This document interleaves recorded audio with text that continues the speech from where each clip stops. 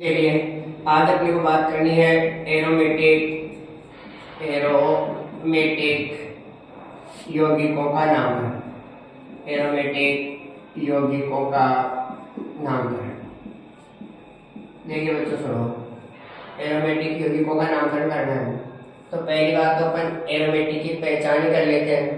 ठीक है, तो एरोमेटिक की पहचान की अगर अपन बात करें तो देखो, जो एरोमेटिक है इसकी पहचान करेंगे तो ये बात तो मैं लिख देता हूँ तुम्हारे को। एरोमेटिक यौगिक की पहचान, एरोमेटिक यौगिक की पहचान, ये भी क्वेश्चन पुट करता है भाई कि एरोमेटिक की पहचान क्या होगी, यानी identification of aromatic compound. Identification of aromatic compound, of aromatic compound, identification of aromatic compound. तो इसकी एक बात तो याद रखेंगे अपन कि हक्कल नियम का पालन होना चाहिए। एक बात करेंगे, हक्कल नियम का पालन होना चाहिए। हक्कल नियम का पालन होना चाहिए। हक्कल नियम का पालन होना चाहिए। हक्कल नियम का पालन होना चाहिए। देखिए दोस्तों, पहली बात तो याद ये रख लेना कि हक्कल नियम क्या कहता है। तो इसका मतलब हक्कल नियम का ये है कि 4n+2 पाई इलेक्ट्रॉन होने चाहिए। 4n+2 पाई इलेक्ट्रॉन होने चाहिए। 4n+2 पाई इलेक्ट्रॉन होने चाहिए। लेकिन बच्चों याद रखिए, एक बात मैं यहीं पर बोल देता हूँ आपको, फिर मैं रब्ती करता हूँ। कई बार क्वेश्चन ये पूछता है हक्कल नियम का सही रूप है। तो देखिए, एक अपन ये लिखा है, अगर ऑब्जेक्टिव क्वेश्चन में एग्जामिनर क्वेश्चन पुट करता है और वो इसी को ये लिखता है 4n+2 पाई इलेक्ट्रॉन, तो स्टूडेंट को वहां पर ये सही लगता है। वो ये सोचता है कि तो फॉर्मूला हो गया 4n+2, तो और ये 4n+2 क्या है, पाई इलेक्ट्रॉन है। तो इसका मतलब हो गया 4n+2 पाई इलेक्ट्रॉन होंगे इसके अंदर। तो इसका मतलब याद रखना, अगर कॉम्पिटिटिव एग्जाम में आपसे क्वेश्चन आस करे तो 4n+2 पाई इलेक्ट्रॉन, यानी पाई इलेक्ट्रॉन क्या होगा, बाहर की तरफ होगा। ओके, अब देखिए बच्चों, अब मैं ये कहूँ कि यहाँ पर इस एन की वैल्यू को अपन वैल्यू ऑफ एन 0, 1, 2, 3, 4, 5, 10 ये करना है। ठीक है, ओके दोस्तों। तो देखिए, एन का मान अगर 0 है तो 4 को 0 से गुणा करेंगे तो 0 और 2 कितने होंगे भाई, 2 पाई। ठीक है ना भाई, तो याद रखना 4n+2 पाई इलेक्ट्रॉन, या इसको भी ऐसे याद रखते तो इसको कोई दिक्कत नहीं होगी। ठीक है ना, 4n+2 पाई इलेक्ट्रॉन। तो देखिए, तो सोचो n बराबर 0, 1, 2, 3, 4, 5। ओके दोस्तों, n की वैल्यू को क्या रखो, 0 रखो। तो 4 को 0 से गुणा किया तो 0 और 2 पाई हो गए। ओके, और अगर अपन बात करें, ठीक है, कि 1 रखो तो 4 को 1 से गुणा किया तो 4 2 6 पाई। अगर मान लो n की वैल्यू 2 रखी, 4 को 2 से गुणा किया तो 8 2 10 पाई। अगर n की वैल्यू 3 रखी तो 4 को 3 से गुणा करेंगे तो 12 2 14 पाई। अरे दोस्तों, ऐसे मान लो ना, 4 4 का अंतर लेते रहो। जैसे अगर अपन 4 की बात करेंगे तो यानी 2 पाई में 4 जोड़ा तो 6 पाई, 6 पाई में अगर 4 जोड़ा तो 10 पाई, 10 पाई में अगर 4 जोड़ा तो 14 पाई, 14 पाई में 4 जोड़ा तो 18 पाई, 18 के अंदर 4 जोड़े तो 22 पाई, और 22 में 4 जोड़े तो 26 पाई, और 26 पाई में 4 जोड़े तो 30 पाई, और आगे भी ऐसे चलेगा। ठीक है दोस्तों, तो पहला रूल तो बताओ अपना क्या होना चाहिए, हक्कल नियम का पालन होना चाहिए। एरोमेटिक कंपाउंड की पहचान करनी है तो सबसे पहले अपने को ये देखना होगा कि हक्कल नियम का पालन कर रहा है या नहीं कर रहा है। ओके, दूसरी बात देखिए, हाँ, पाई इलेक्ट्रॉन का चक्रीकरण होना चाहिए। दूसरी बात है, पाई इलेक्ट्रॉन का चक्रीकरण होना चाहिए। पाई इलेक्ट्रॉन का चक्रीकरण होना चाहिए। पाई इलेक्ट्रॉन का चक्रीकरण होना चाहिए। तो देखिए बच्चों, पाई इलेक्ट्रॉन का चक्रीकरण कब हो सकता है, जहाँ double bond, single bond, double bond आएगा वहां हो सकता है। Double bond, single bond, double bond आएगा वहां हो सकता है। डबल बॉन्ड, सिंगल बॉन्ड, धन आयन आएगा वहां हो सकता है। डबल बॉन्ड, सिंगल बॉन्ड और जब ऋण आयन आएगा वहां हो सकता है। डबल बॉन्ड, सिंगल बॉन्ड और लोन पेयर आएगा वहां हो सकता है, ठीक है ना। Double bond, single bond, double bond, वहां पर भी क्या हो सकता है भाई? हाँ, पाई इलेक्ट्रॉन का चक्रीकरण हो सकता है। जहाँ डबल बॉन्ड, सिंगल बॉन्ड ऋणायन है वहां भी चक्रीकरण हो सकता है पाई इलेक्ट्रॉन का। डबल बॉन्ड, सिंगल बॉन्ड और ऋणायन है वहां पर भी पाई इलेक्ट्रॉन का चक्रीकरण हो सकता है। डबल बॉन्ड, सिंगल बॉन्ड और लोन पेयर है वहां पर भी पाई इलेक्ट्रॉन का चक्रीकरण हो सकता है। और दोस्तों मैं ये भी कहूंगा आपको कि कहीं डबल बॉन्ड, सिंगल बॉन्ड और अगर फिर रेडिकल है, मुक्त मूलक है, तो वहां पर भी क्या हो सकता है? पाई इलेक्ट्रॉन का चक्रीकरण हो सकता है। और इसके साथ ही एक बात याद ये भी रखनी है कि जो ये कंडीशन अपन ने अप्लाइड की है, यही शर्त किस पर लागू होती है? अनुनाद पर भी। भाई ये वो कंडीशन है कि जब किन पर क्या लागू होता है? अनुनाद भी होता है, ठीक है ना। किन पर क्या होगा दोस्तों? अनुनाद भी होगा। क्लियर रख रही है? ठीक है दोस्तों, चलिए देखो तो तीसरी बात अगर याद रह जाए तो प्रत्येक कार्बन क्या होना चाहिए? sp2 संकरण में। प्रत्येक कार्बन क्या होना चाहिए दोस्तों? sp2 संकरण में। प्रत्येक कार्बन sp2 संकेत अवस्था में होना चाहिए। प्रत्येक कार्बन sp2 संकेत अवस्था में होना चाहिए। प्रत्येक कार्बन sp2 संकेत अवस्था में होना चाहिए। अवस्था में होना चाहिए। प्रत्येक कार्बन sp2 संकेत अवस्था में होना चाहिए। क्लियर है ना? प्रत्येक कार्बन sp2 संकेत अवस्था में होना चाहिए। लेकिन एक ध्यान रखना, कोई जरूरी नहीं है कि आप तीसरा रूल पे अप्लाई करो। जिसमें पहला और दूसरा रूल का अगर पालन हो गया तो ये मान के चलना तीसरे रूल का ऑटोमेटिकली पालन होगा। तो एक बार रिपीट करते हैं दोस्तों, देखिए अपन एरोमेटिक यौगिकों का नामकरण कर रहे थे। एरोमेटिक यौगिकों की पहचान के लिए अपन ने सबसे पहले रख लिया कि एरोमेटिक यौगिकों की पहचान के लिए क्या करना है? पहला है हक्कल के नियम का पालन होना चाहिए। हक्कल नियम का मतलब क्या है? 4n+2 पाई इलेक्ट्रॉन होने चाहिए। n का मान कितना रखेंगे? 0, 1, 2, 3, 4, 5, ठीक है ना। और दूसरा देखिए, हाँ अगर n का मान 0 रखा तो 0 और 2 2 पाई, 1 रखेंगे तो 4 और 2 6 पाई, 2 रखेंगे तो 8 और 2 10 पाई, 3 रखेंगे तो 12 और 2 14 पाई, 3 रखेंगे तो 12 और 2, ठीक है, फिर 3 रखा तो 12 और 2 14 पाई हो गए। 4 रखेंगे तो 4 से गुणे 16 तो 18 पाई। यस या नो भाई? ऐसे ही 4 जोड़ते चलेंगे। दोस्तों याद रखना, ऑब्जेक्टिव क्वेश्चन में ये सबसे इंपॉर्टेंट क्वेश्चन बात पूछता वो कि निम्न में से एरोमेटिक है। तो याद रखना हक्कल नियम का पालन होना चाहिए। दूसरा पाई इलेक्ट्रॉन का चक्रीकरण भी होना चाहिए। पाई इलेक्ट्रॉन का चक्रीकरण कब हो सकता है? जब double bond, single bond, double bond हो, जब double bond, single bond cation हो, जब double bond, single bond A9 हो, जब double bond, single bond lone pair हो, और जब डबल बॉन्ड, सिंगल बॉन्ड मुक्त मूलक हो। बोलिए दोस्तों यस या नो? गिवन रिप्लाई यस और नो। और तीसरा है कि प्रत्येक कार्बन क्या होना चाहिए? संकृत अवस्था में होना चाहिए। लेकिन अगर तीसरा रूल पालन भी नहीं करेगा तो याद रख लेना, क्योंकि दो चीज अगर पालन हो गया तो तीसरे का तो ऑटोमेटिकली होगा। ठीक है, अब मैं उदाहरण से समझा रहा हूँ। देखिए दोस्तों, जैसे आपने बेंजीन का नाम सुना ना, तो देखिए दोस्तों बेंजीन को एरोमेटिक बोलते हैं। बेंजीन को क्या कहते हैं भाई? एरोमेटिक। देखिए मान लो मैंने एग्जाम्पल लिया बेंजीन, बेंजीन। तो देखिए दोस्तों बेंजीन के अंदर इसका अणुसूत्र क्या होता है दोस्तों? बेंजीन का C6H6। बेंजीन में 6 तो कार्बन होते हैं और 6 क्या होते हैं? हाइड्रोजन। 6 कार्बन और 6 हाइड्रोजन। और इसका मूलानुपाती सूत्र, इसका मूलानुपाती सूत्र, तो मूलानुपाती सूत्र क्या होगा? CH। अणुसूत्र क्या है दोस्तों? C6H6। और मूलानुपाती सूत्र क्या होगा? CH होगा। अब देखिए दोस्तों, जैसे बेंजीन की बात करते हैं इसमें 6 कार्बन है। कितने कार्बन है? 6 कार्बन। ओके, यहाँ भी एक H जोड़ दो, यहाँ भी एक H, यहाँ भी एक H, यहाँ भी एक H, यहाँ भी एक H और यहाँ भी एक H। यह लो भाई जी, क्लियर है कि नहीं है? तो मुझे लग रहा है समझ में आ गई कहानी। पक्का?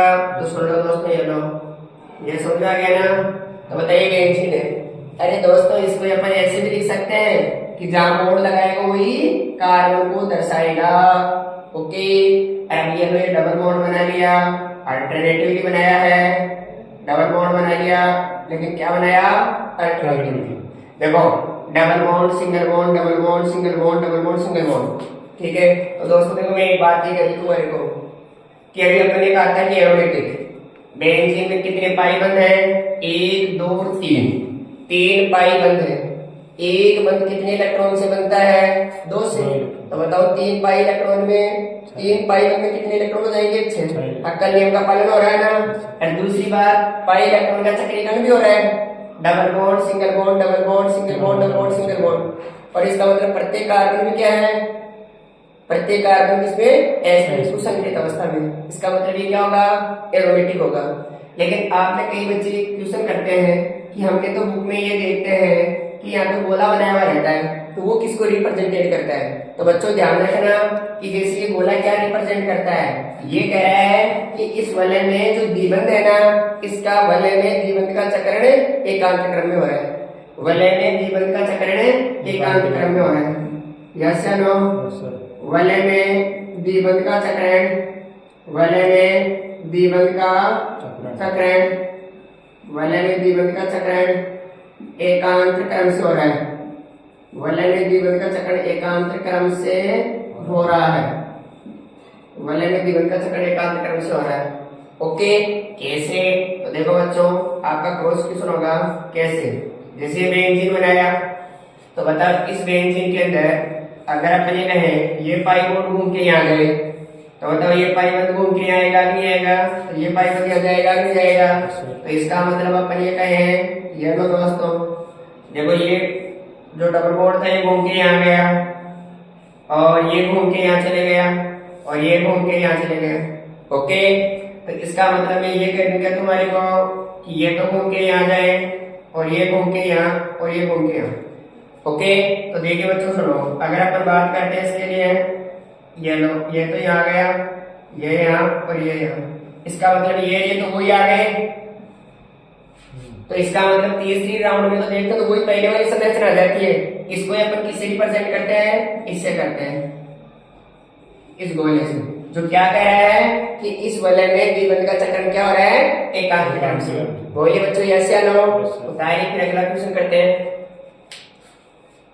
अपने को बात करनी है किसकी, यानी एरोमेटिक के नामकरण में बेंजीन की बात हो गई।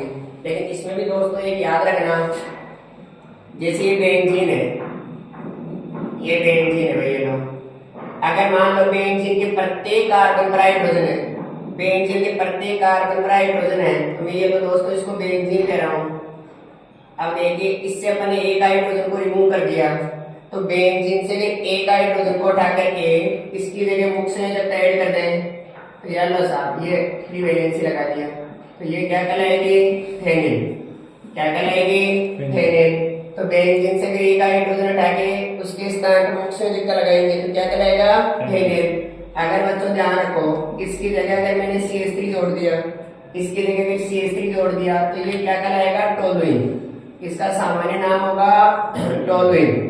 तो याद रखना बच्चों, इसको बोलेंगे अपन टोलुइन और टोलुइन। और याद रखना इस टोलुइन का अगर आपको आईयूपीएसी नाम पूछे, तो टोलुइन का आईयूपीएसी नाम क्या होगा, मेथिल बेंजीन। टोलुइन का आईयूपीएसी नाम क्या होगा, मेथिल बेंजीन। ठीक है बच्चों, और याद रखना इस टोलुइन के CH3 से, टोलुइन के CH3 से अगर एक H हटा दे, एक H अगर हटा देते हैं, तो ये कहलाएगा बेंजीन। क्या कहलाएगा, बेंजीन। अगर इसके CH3 से एक H हटाएंगे तो क्या कहलाएगा, बेंजीन। और अगर इससे 2 H हटाते हैं तो क्या कहलाएगा, बेंजन। 2 H हटाएंगे तो बेंजन कहलाएगा। और याद रखना बच्चों, अगर 3 H हटा दिए गए और 3 H हटा करके 3 मुख्य संयोजकता जोड़ दी गई, तो बताइए क्या कहलाएगा, बेंजो। तो दोस्तों याद रखना, बेंजीन से एक H हटा के उसके स्थान पर अगर मुख्य संयोजकता जोड़ेंगे तो फेनिल कहलाएगा। अगर इस मुख्य संयोजकता से CH3 ऐड कर लिया तो टोलुइन कहलाएगा। अगर टोलुइन के CH3 से एक H हटाते हैं तो बेंजीन कहलाएगा। 2 H हटाएंगे तो बेंजीन कहलाएगा। 3 H हटाएंगे तो बेंजो कहलाएगा।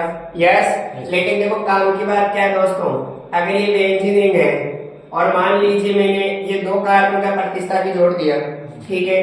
ध्यान रखना दोस्तों, ये कई बच्चे ऐसे सोचते हैं कि भाई अगर यहाँ क्या कार्बन है। दोस्तों अगर मैं इसको ऐसे लिखा, अगर मान लो मैं इसको ये ऐसे लिख दूं तो आपको कंफ्यूज नहीं होगा।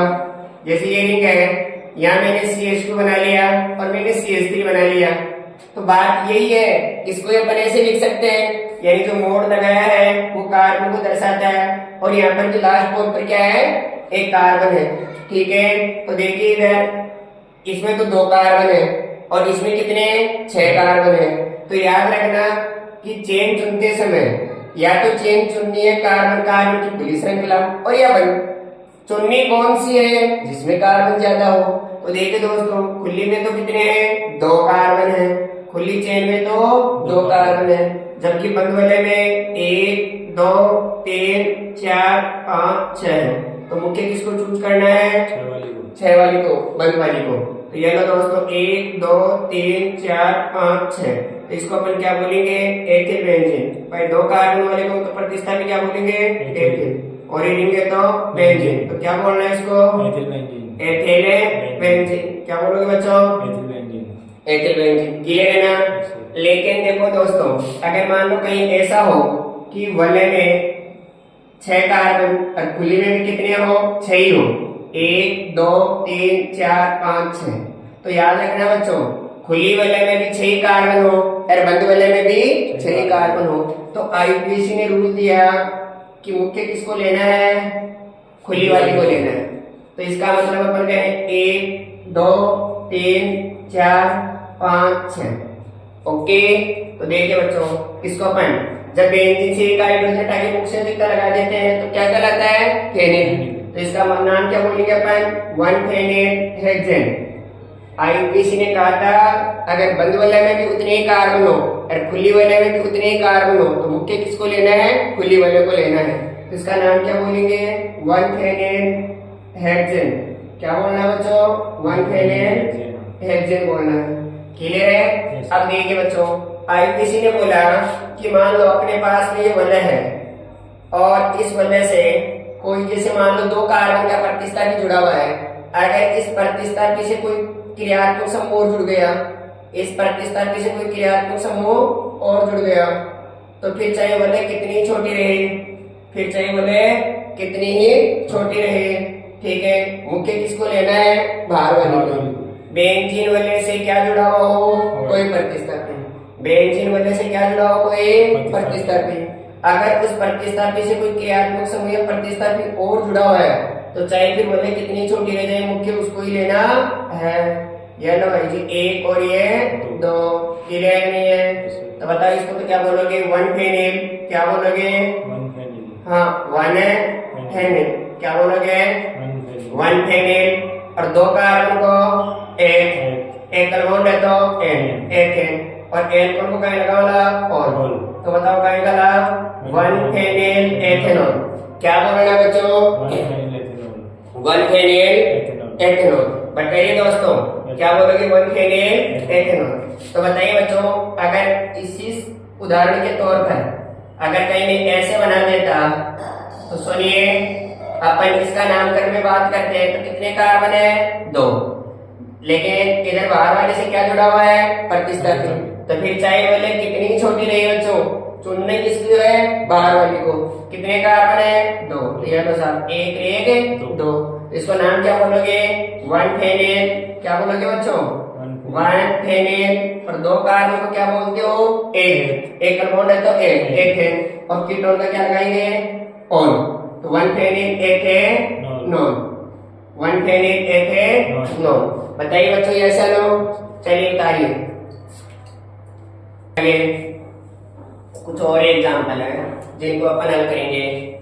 देखिए एग्जाम्पल में आपको ये कहूँ, मान लिया बच्चों ये रिंग ली है और इस रिंग से मैंने जैसे मान लो CH2 और यहाँ बना दिया मैंने CHO और ऊपर मान लो बना दिया मैंने CN, CH बनाया। तो अब देखिए बच्चों, ये तो अपने को पता लग गया कि वजह से क्या जुड़ रखा है, कार्बन। प्रतिस्थापी से क्रियात्मक समूह जुड़ रहा है, तो चाहे वलय कितनी छोटे रहे, मुख्य चेन उसको ही लेना है। लेकिन यहाँ 2 फंक्शनल ग्रुप है, 2 क्रियात्मक समूह है। एक तो क्या है, एल्डिहाइड एक तो है एल्डिहाइड और एक क्या है कीटोन। एक तो एल्डिहाइड और एक है कीटोन। यस या नो? तो देखिए सुनो, अपन इसकी बात करेंगे तो सुनो, यहाँ पर वरीयता सारणी के ऊपर कौन आता है? मुख्य। वरीयता सारणी में मुख्य कौन आता है? साइनाइड। यस या नो? चलिए, तो वो तो मुख्य होगा, वो क्या होगा? प्रतिस्थापन। क्या होगा भाई? प्रतिस्थापन। यस या नो? तो देखिए 1 2 3 1 2 3। तो सुनिए 2 फेनिल क्योंकि बेंजीन से एक हाइड्रोजन हटा के मुख्य से जोड़ते हैं, क्या कहलाता है? फेनिल। तो इसको क्या बोलेंगे? 2 फेनिल। ठीक है, और ये क्या कहलाएगा? ऑक्सो। यस या नो? लेकिन ऑक्सो तो पहले आता ना, तो इसे भी पहले लगा दो। 3 ऑक्सो 3 2 फेनिल। टोटल कितने कार्बन है बच्चों? 3 कार्बन को अपन क्या बोलेंगे? प्रोप। और एक बॉन्ड है तो एन।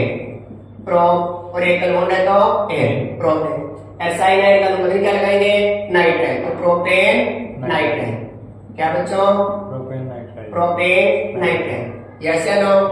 अब आईपीसी ने एक ये भी कहा कि अगर मान लो कहीं ऐसा हो, दोनों तरफ तो अगर बंद वाला है, दोनों तरफ तो बंद वाला है और बीच में कार्बन की खुली चेन हो, तो देखिए बच्चों उस और भी बंद वाला है, इधर भी बंद वाला है, और बीच में कार्बन की क्या जुड़ रही है? खुली श्रृंखला। क्या जुड़ रही है बच्चों? खुली श्रृंखला। तो अपन क्या करेंगे? सुनो, अपन को ये करना है या नो? 1 2 3 4 5 1 2 3 4 5। तो इसका मतलब दोनों बंद वाले को तो छोड़ दो, दोनों बंद वाले को तो छोड़ दो, कार्बन कार्बन की श्रृंखला को क्या कर लो? मुख्य चुन लो। यस या नो? तो ये ना पकाए बोला 1,5 डाइफेनिल। एक तो एक नंबर पर है, एक 5 पर, तो 1,5 डाइफेनिल 1,5 डाइफेनिल। टोटल कितने? 3। तो प्रोप और एकल बॉन्ड है तो एन प्रोपेन। तो क्या बोलेंगे? 1,3 डाइफेनिल प्रोपेन। ओके, तो सुनिए अब अपन बात कर लेते हैं बच्चों, ये तो शायद समझ में आ गई होगी कहानी। ठीक है, तो 1,3 डाइफेनिल प्रोपेन पक्का है ना? चलिए, अब मान लो मैं एक ऐसा एग्जाम्पल दिया कहीं, मान लो ये बनाया और ये बनाया, ये बनाया, तो बताइए यानी एक ये, तो इसका मतलब अपन गए चेन कितने कार्बन खिलेंगे? 6 कार्बन खिलेंगे। तो ये तो मिथाइल है और ये क्या है? इथाइल है। तो बताओ, आप ये सोचोगे कि अंग्रेजी वर्णमाला में तो ई पहले आता है, ई को ही देना चाहिए ना? लेकिन एक नंबर इसको देंगे क्योंकि प्रतिस्थापियों की संख्या क्या है यहाँ पर? ज्यादा है। यस या नो? तो अपन क्या बोलेंगे? इसको एक नंबर कम देंगे। तो नाम का कलर 3 एथिल 1,1 डाइमेथिल 1,1 डाइमेथिल। और ये क्या कहलाएगा? साइक्लोहेक्सेन। क्या कहलाएगा? यस या नो? ठीक है ना? बता दो।